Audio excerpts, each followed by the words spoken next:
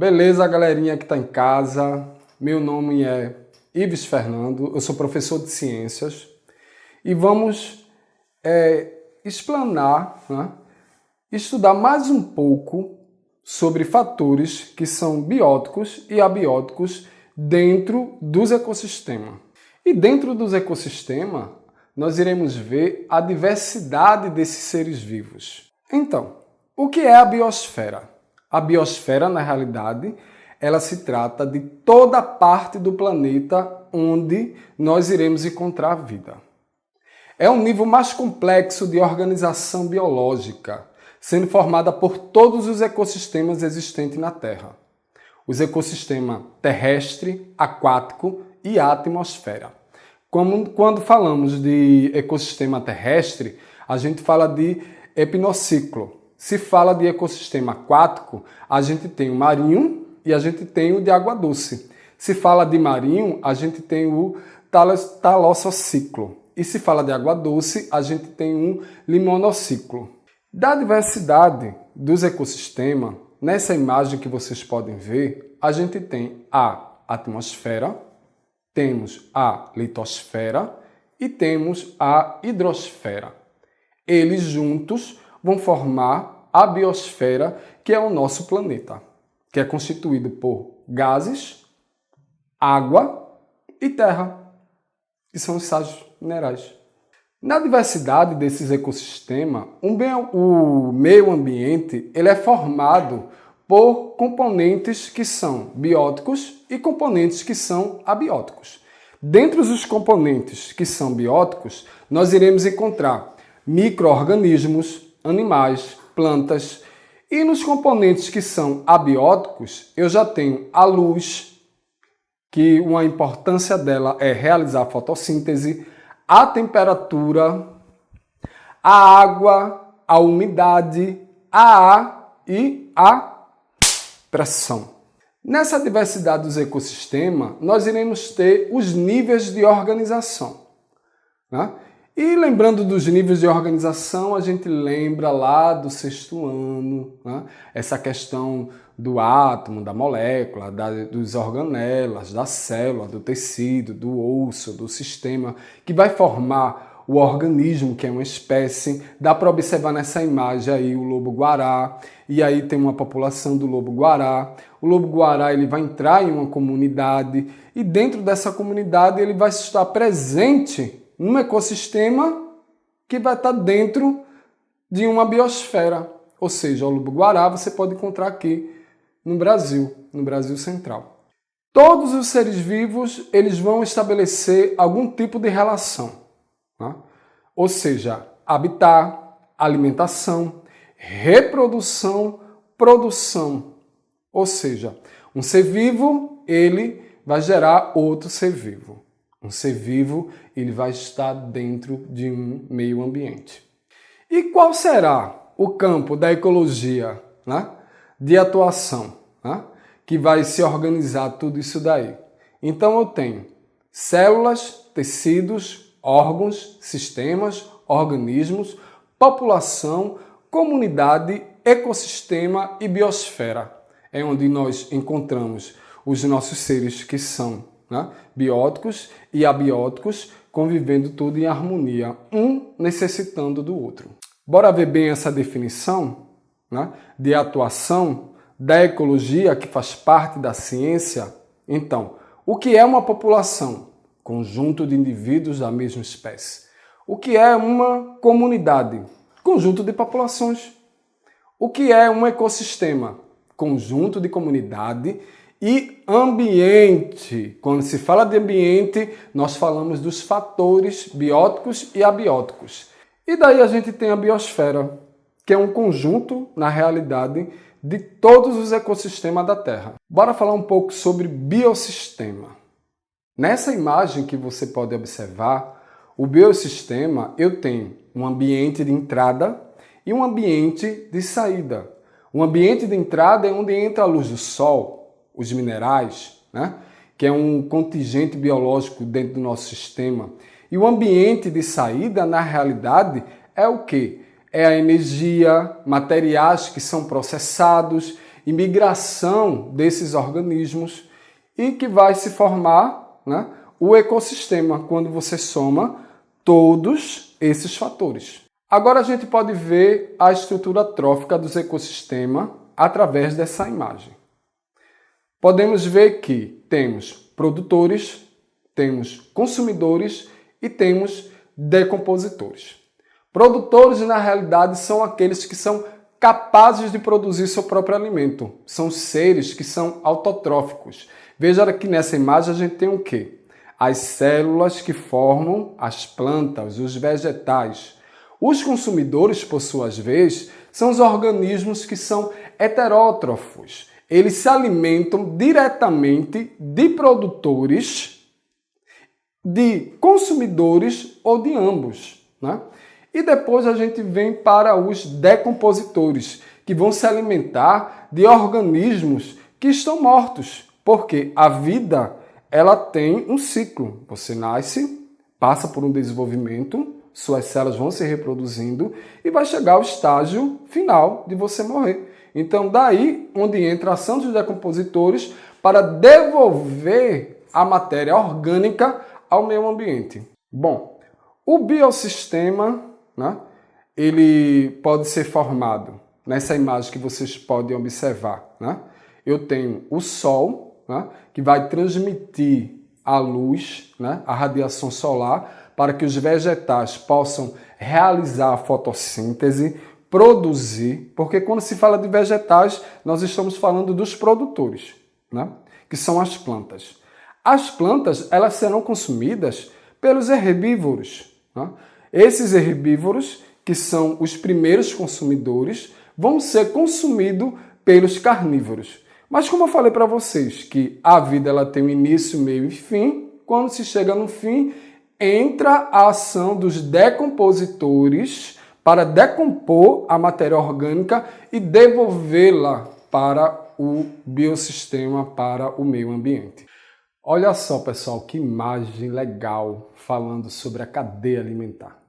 Na cadeia alimentar, né, você pode ver que a gente tem o produtor, o consumidor primário, o consumidor secundário, o consumidor quaternário e o quinto consumidor. O primeiro, que é o produtor, são seres que são autótrofos, que são as plantas, né, que vai gerar, na realidade, né, através da fotossíntese, alimento para os primeiros consumidores. Dá para observar aí um agente polinizador, que é uma borboleta. Essa borboleta ela vai ser consumida pelo segundo consumidor, que é um sapinho, né? Esse sapinho ele vai ser consumido pelo quarto consumidor, que é a cobra, e a cobra, por sua vez, vai ser consumida pelo quinto consumidor, que é uma ave, que pode ser uma águia, uma coruja. E como todos têm um ciclo de vida, né, eles vão nascer, passar o seu tempo de vida, tendo seu desenvolvimento, irão morrer. Quando eles morrem, vão entrar em ação os decompositores, que são os fungos e bactérias, para poder voltar essa matéria para o meio ambiente. E dentro de tudo isso daí, a gente vai para a teia alimentar. O que é uma teia alimentar? Uma mesma espécie, ela pode ocupar níveis, que a gente chama de níveis tróficos, distintos na teia alimentar, de acordo com a fonte de energia assimilada. Bom, vamos falar sobre cadeia trófica? A cadeia trófica, nessa imagem que a gente pode ver, numa cadeia alimentar, o nível trófico, na realidade, é a posição do organismo na cadeia. Então, primeiro tem um nível trófico, o primeiro nível trófico, que são as plantas, que são os produtores. O segundo nível trófico são os herbívoros, que irão se alimentar das plantas. E o terceiro nível trófico são os carnívoros, que vão se alimentar desses animais que são herbívoros. Dentro da diversidade dos ecossistemas, como você pode observar nessa imagem, a gente tem o hábito alimentar, o grau de consumo e o nível trófico. Vejam que o capim, ele vai fazer parte de quê? Do primeiro, né, nível trófico. Ele é um produtor. Mas quando eu vou falar do grilo, o grilo ele já é um herbívoro e ele vai ser um consumidor primário. Então ele faz parte do segundo nível trófico. Se eu falo do sapo, eu estou falando do segundo consumidor. Daí, nessa posição, ele ocupa o terceiro nível trófico, porque ele se alimenta do grilo.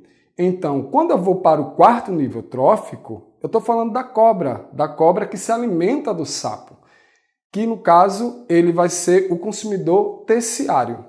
E quando vou falar da siriema, eu estou falando do quinto nível trófico, que a siriema ela pode muito bem se alimentar da cobra. Então, dentro da diversidade dos ecossistemas, conforme essa imagem que você pode ver da cadeia alimentar ou da cadeia trófica, que está bem simples aí, quando se constrói na realidade uma cadeia alimentar, as setas elas vão indicar na realidade sempre o trajeto do alimento. Então, observe aí que o caramujo, né, que está ali no ambiente aquático, ele vai estar se alimentando das plantas que vão estar no fundo. Depois eu venho com os peixes, no caso aí dos lambaris, que são os peixes menores, que estão se alimentando dos caramujos. Depois eu venho com os peixes que são maiores, que se alimentam desses lambaris. E, por último, as aves que vão estar na margem para poder se alimentar. Então, na diversidade, né, desses ecossistemas, o que você tem que entender é que sempre vai existir um produtor, um consumidor, né? O primeiro consumidor, que ele é herbívoro, um terceiro consumidor, que ele vai ser carnívoro. E cada um vai ocupar um nível trófico. Olha só, pessoal, que imagem legal, falando sobre a teia alimentar. E uma definição sobre essa teia alimentar, né?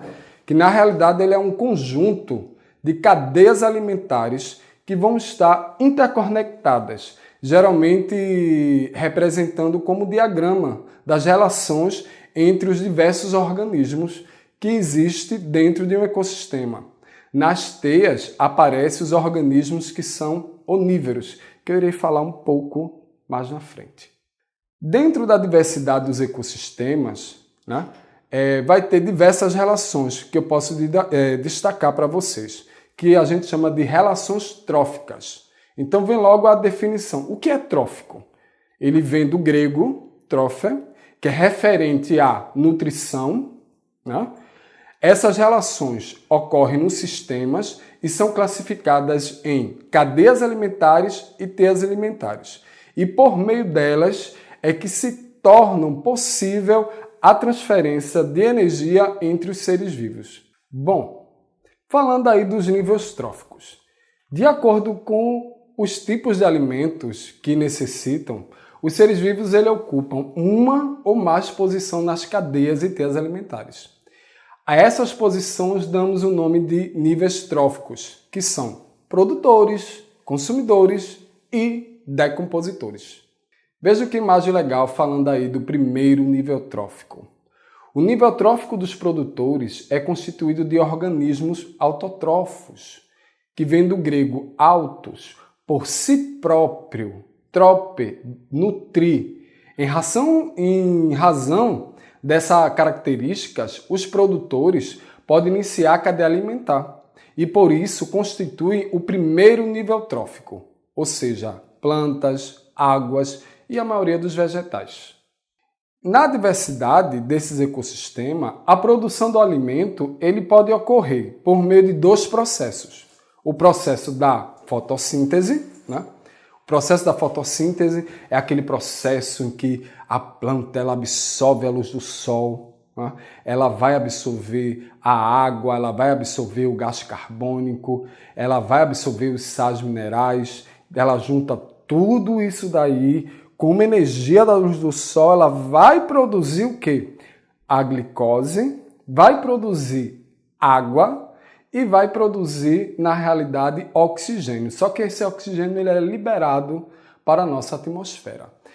Só que também temos a quimiossíntese, que é uma produção da matéria orgânica através da oxidação de substâncias que são minerais, sem recorrer à luz solar. Exemplo, as bactérias que são nitrificantes.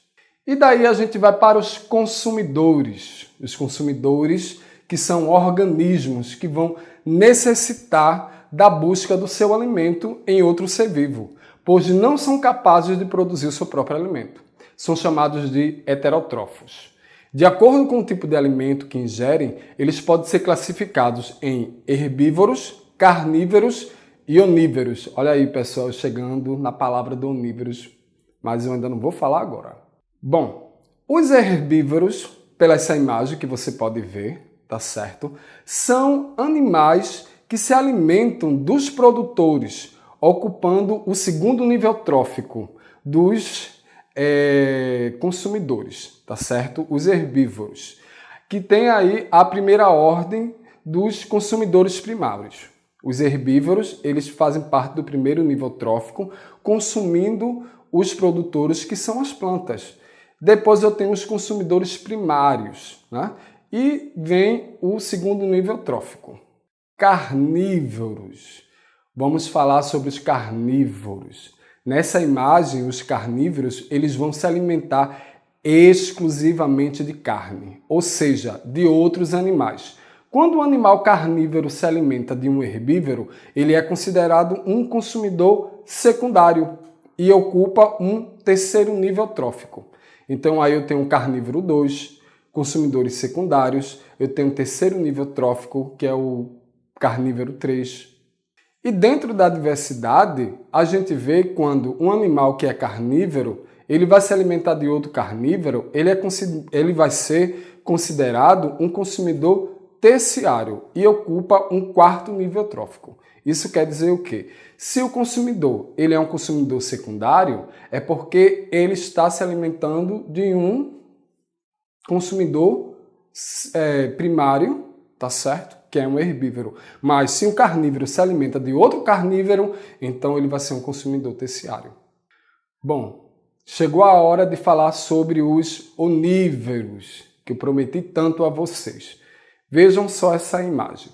O onívoro, ele vem do latim omnívoro, omni, que é tudo, são aqueles que apresentam uma dieta bem variada, né? Incluindo em sua alimentação produtores, consumidores, e por essa razão esses seres vivos podem ocupar mais um nível trófico. Os onívoros, eles podem se alimentar do primeiro nível trófico, que é herbívoro, do segundo nível trófico, que é o carnívoro, e do terceiro nível trófico, que é o carnívoro também. Exemplo, nós, um homem, que temos uma dieta tão diversificada.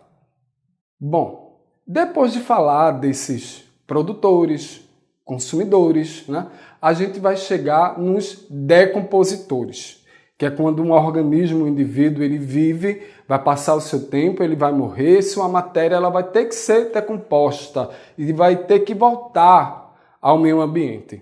Os decompositores, na realidade, são micro-organismos que são capazes de decompor o quê? Cadáveres, excrementos, matéria orgânica que estejam mortas. São conhecidos como os sapróprios, que vem do grego sapros, que estão em decomposição, e bios, que é vida. São devoradores de corpos.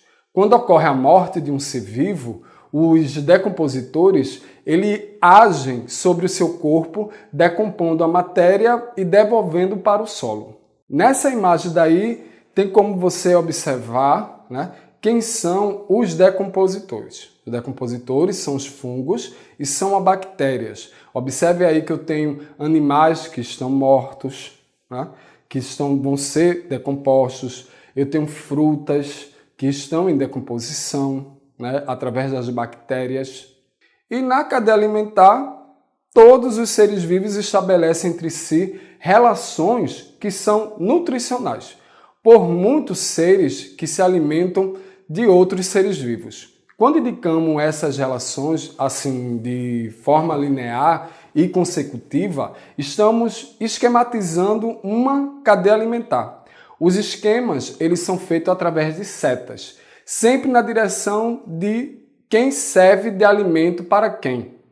Ou seja, quem vai comer quem. O bom mesmo de ciências é quando você começa a ver imagens ilustrativas.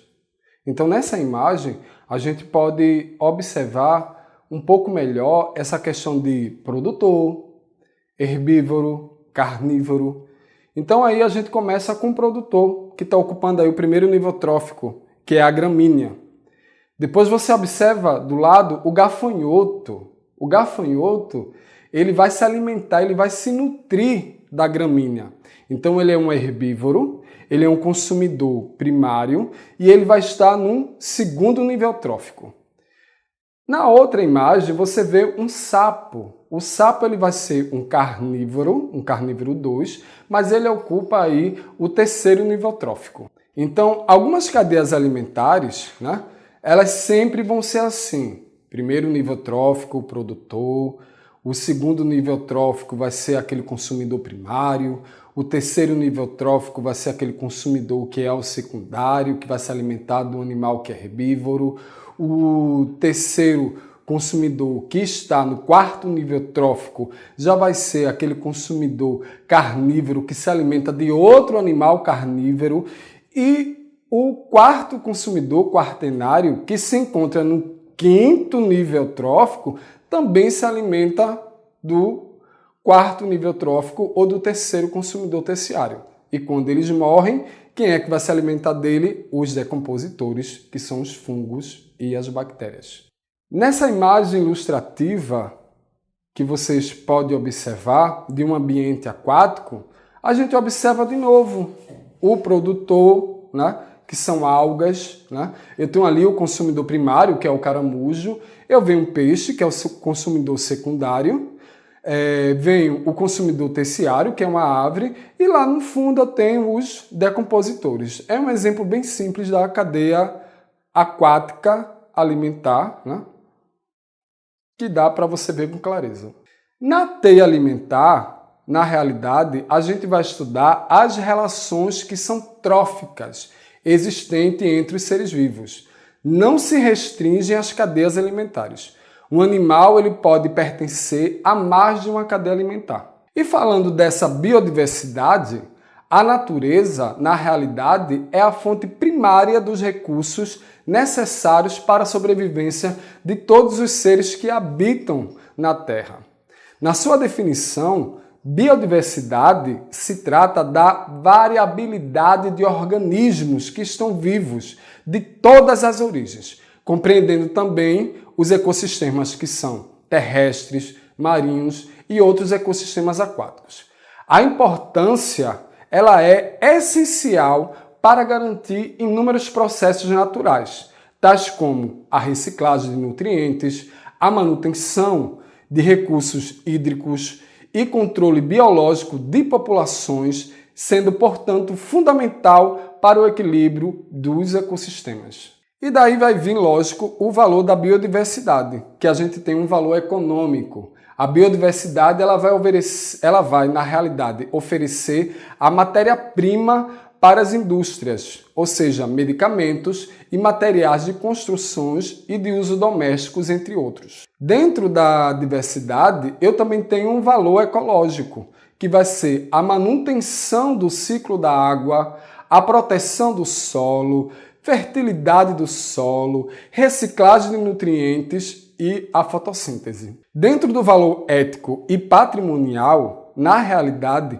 é dever do homem respeitar as outras formas de vida. É nosso dever respeitar a vida, né? Nós somos seres humanos, né? E às vezes sentimos que a nossa espécie é a melhor de todas, quando na realidade todas as espécies têm um papel fundamental para o equilíbrio da Terra. E vai vir, lógico, o valor estético que vocês podem observar nessa imagem. Veja como é lindo um parque, uma praça urbana, traz uma grande valorização da área por proporcionar locais verdes, agradáveis e bonitos. Bom, agora chegou o momento da gente responder algumas questões, né? Nessa imagem daí, a gente vê a primeira questão.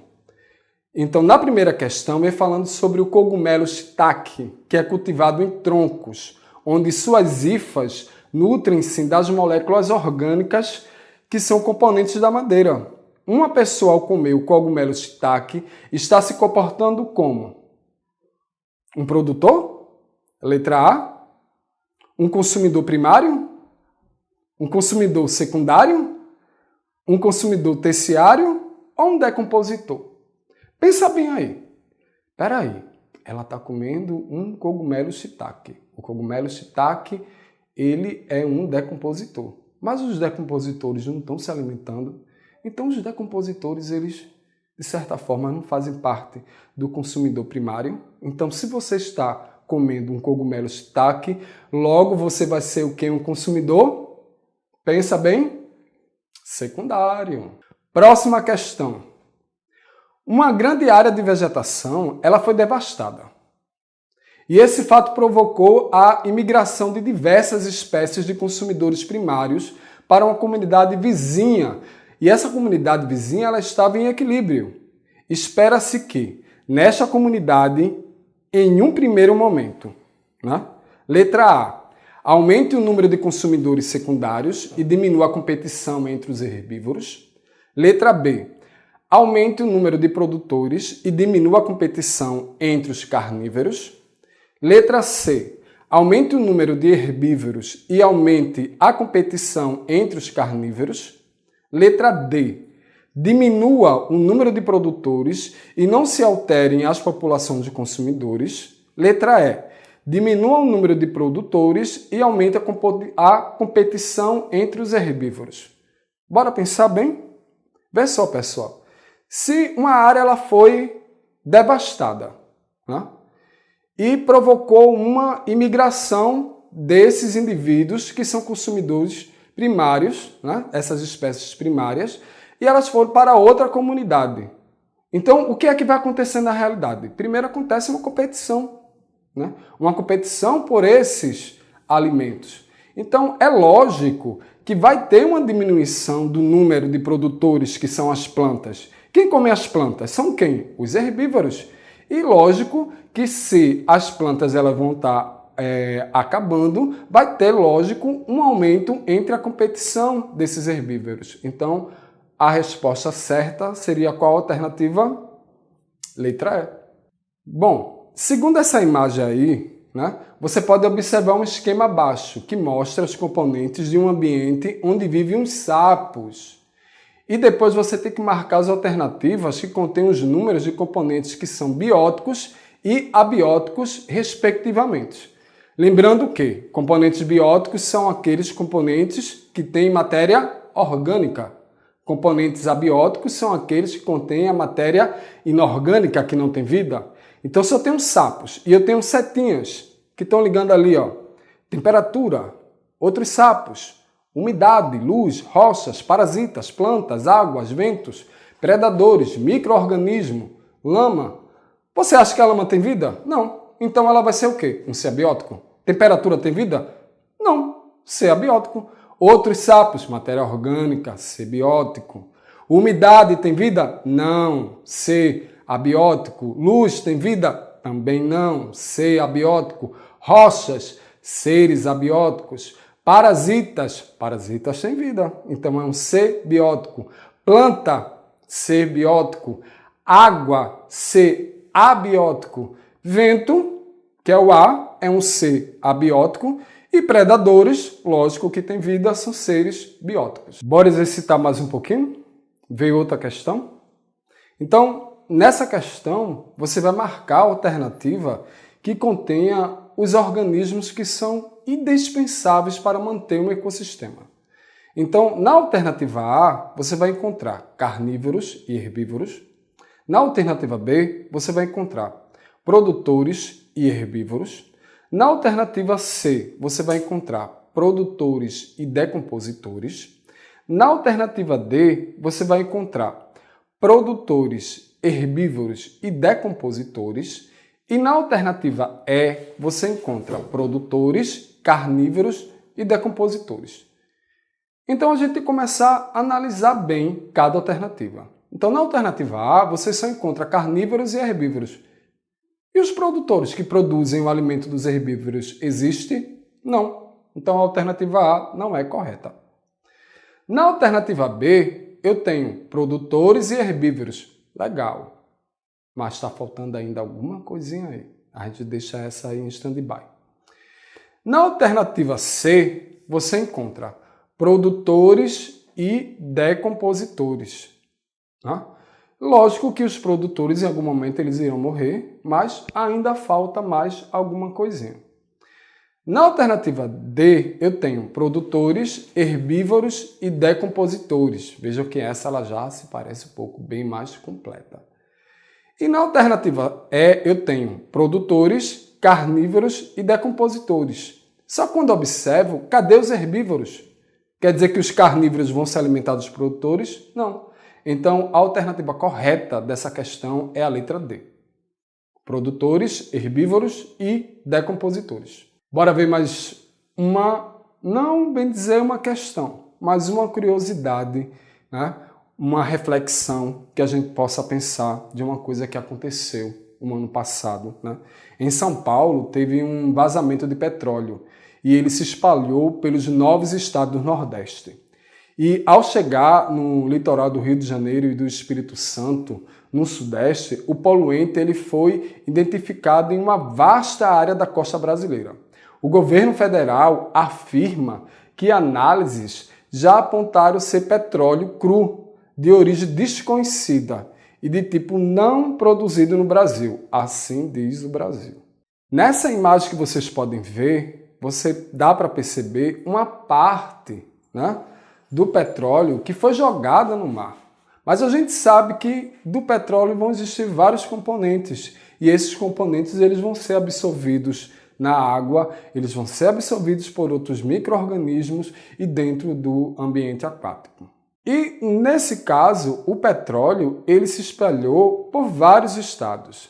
As manchas, na realidade, elas já foram encontradas em todos os estados nordestinos. Maranhão, Piauí, Rio Grande do Norte, Paraíba, Pernambuco, Alagoas, Sergipe e Bahia. Em novembro, o óleo ele atingiu o litoral do Espírito Santo e do Rio de Janeiro do Sudeste. E daí? Há risco de manchas desse óleo se espalharem pelos rios e, de certa forma, afetar o abastecimento da população? Técnicos que são ambientais de Alagoas detectaram manchas de óleo na foz do Rio São Francisco, no município de Piabuçu, no litoral sul do estado.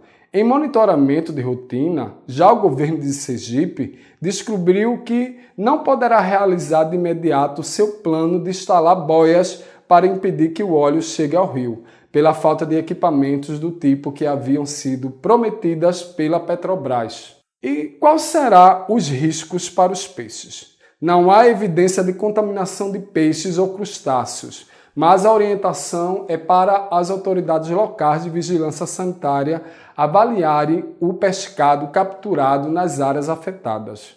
Como assim não há evidência de contaminação para os peixes e crustáceos? Que ambientalistas são esses que estão falando uma coisa dessa? Não acredito nisso. E para os outros animais?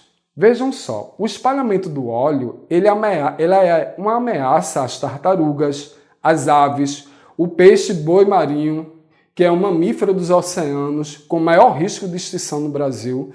E segundo os especialistas, o petróleo cru ele pode afetar a digestão dos animais e o desenvolvimento de algas, que são essenciais para a cadeia alimentar dessas espécies. Bom, acabamos de ver aí, né, uma biodiversidade do nosso ecossistema, falando sobre os fatores que são bióticos, abióticos, cadeias alimentares, teias alimentares. Falamos sobre os produtores, consumidores, decompositores. Depois a gente resolvemos algumas questões em relação a esse assunto e entramos numa questão para você refletir, né, sobre essa questão do derramamento do óleo. Vejam que o nosso país, nossas pessoas, elas se preocuparam, elas foram até as praias, elas foram tentar fazer esse monitoramento mesmo sem investimento, né, do governo para poder sanar, né, essa questão do meio ambiente, porque o meio ambiente ele é uma preocupação de todos, não é exclusiva dos ambientalistas, é uma atenção em que todos devem ter. Bom, eu vou hoje ficando por aqui. Na próxima aula a gente se vê, né? Um grande abraço. Valeu, pessoal.